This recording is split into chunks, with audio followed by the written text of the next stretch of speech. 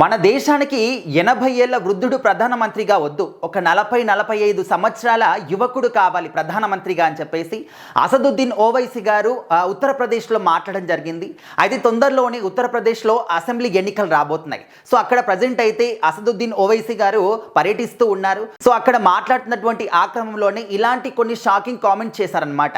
ముఖ్యంగా ఇప్పుడు ఆయన ఎప్పుడో రాబోయేటటువంటి ప్రధానమంత్రి గురించి కాదు, ఇప్పుడున్నటువంటి ప్రధానమంత్రి గురించే మాట్లాడుతున్నారు అని చెప్పేసి క్లియర్గా మనకు అర్థమవుతుంది. ఎందుకంటే మనందరం కూడా చూస్తూ ఉన్నాము, గత కొద్ది రోజులుగా అందరూ కూడా సెంట్రల్ గవర్నమెంట్ పైన అసలు మొత్తం వ్యతిరేకం అవుతూ ఉన్నారు. ప్రతి ఒక్క చిన్న పాయింట్ని తీసుకొచ్చేసి సెంట్రల్ గవర్నమెంట్ని తప్పు, ఖచ్చితంగా ఈ గవర్నమెంట్ని పడగొట్టేయాలి, ఈ గవర్నమెంట్ని మనము కిందికి దించేయాలి, గద్దె దించేయాలి అని చెప్పేసి రకరకాలుగా మాట్లాడుతూ ఉన్నారు.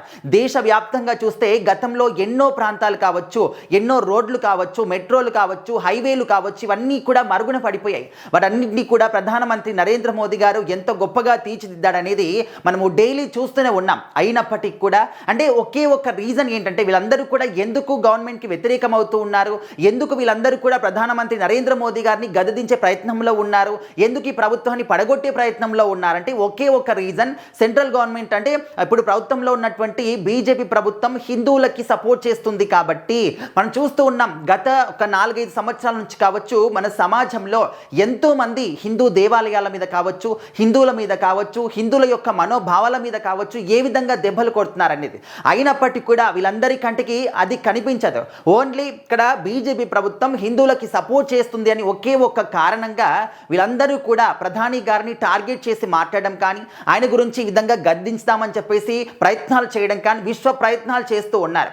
ఎవరు ఎన్ని రకాలుగా ప్రయత్నాలు చేసినప్పటికీ ప్రధాని గారే మరొకసారి కూడా ఖచ్చితంగా ప్రధాని అవుతారు మోదీ గారు, దీన్ని ఎవ్వరు కూడా ఆపలేరు. సో ఈ విధంగా ఏంటంటే మనము రీసెంట్గా జరిగినటువంటి ఢిల్లీలో ప్రొటెస్ట్ కూడా చూసుకుంటే అక్కడ స్టూడెంట్స్ కోసం ప్రొటెస్ట్ చేస్తున్నామని చెప్పే వాళ్ళు చాలా తక్కువ మంది ఉన్నారు. నిజానికి అది స్టూడెంట్స్ కోసం చేసినప్పటికీ, స్టూడెంట్స్కు మంచి కోసం చేసినప్పటికీ కూడా అక్కడ కూడా రిలీజియన్ తీసుకొచ్చి అక్కడ కూడా ప్రభుత్వాన్ని గద్దెదించాలి ఈ విధమైనటువంటి నినాదాలు ఎక్కువగా వినిపించాయి. కానీ చాలామంది అంటూ ఉంటారు అదంతా కూడా కాదు, అక్కడ స్టూడెంట్స్ కోసం మాత్రమే చేశారు, మీరు దేశద్రోహులు, మీరు మత విద్రోహ శక్తుల్ని అజ్జేస్తారు అని చెప్పేసి రకరకాలుగా మాట్లాడుతున్నారు. సో ఇప్పుడు మరి ఓవైసీ గారు చేసేది ఏంటి, ఆయన మాట్లాడేటువంటి మాటలు ఏంటనేది కూడా అందరూ కూడా అర్థం చేసుకోవాలి. ఎందుకంటే ఇప్పుడు అసదుద్దీన్ ఓవైసీ గారు ఏం చెప్తున్నారంటే 80 ఏళ్ల వృద్ధుడు ప్రధానిగా వస్తే ఆయనకి ఏం తెలుస్తుంది, ఆయన ఉన్నటువంటి ఆ ఒక జనరేషన్ ఆలోచనలే ఆయన లోపల ఉంటాయి. అయితే 40 నుంచి 45 ఏళ్ల వయసు ఉన్నటువంటి ఒక యువకుడు ప్రధానిగా వస్తే ఖచ్చితంగా మన యొక్క దేశ భవిష్యత్తు మన చేతుల్లోనే ఉంటుంది అని చెప్పేసి చెప్తూ ఉన్నారు. సో ఖచ్చితంగా ఇది కూడా నిజమే, దానికి కూడా తప్పని ఎవరు కూడా అనట్లేదు.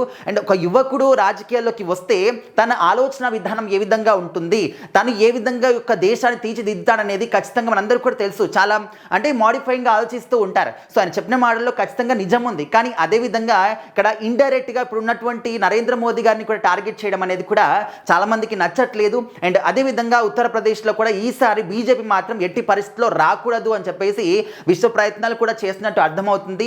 మరి రానున్న రోజుల్లో ప్రధానిగా మరి నరేంద్ర మోదీ గారే వస్తారా, లేకపోతే ఇక్కడ ఉన్నటువంటి యువత ఆయన చెప్పినట్టుగా యువత వస్తారనేది కూడా యువకులు చూసుకుంటే ఎవరున్నారు అంత మంచి క్యాండిడేట్ అనేది కూడా ఖచ్చితంగా ఆలోచించాలి. అదేవిధంగా ఎంపీలుగా రండి, ఎమ్మెల్యేలుగా రండి, మీరు రాజకీయాల్లోకి రండి, దేశ తలరాత మొత్తం కూడా మారుతుంది అని చెప్పేసి అసదుద్దీన్ ఓవైసీ గారు చెప్తూ ఉన్నారు. సో మరి ఆయన మాటలకి మీరే విధంగా ఫీల్ అవుతున్నారు ఖచ్చితంగా కామెంట్ చేయండి.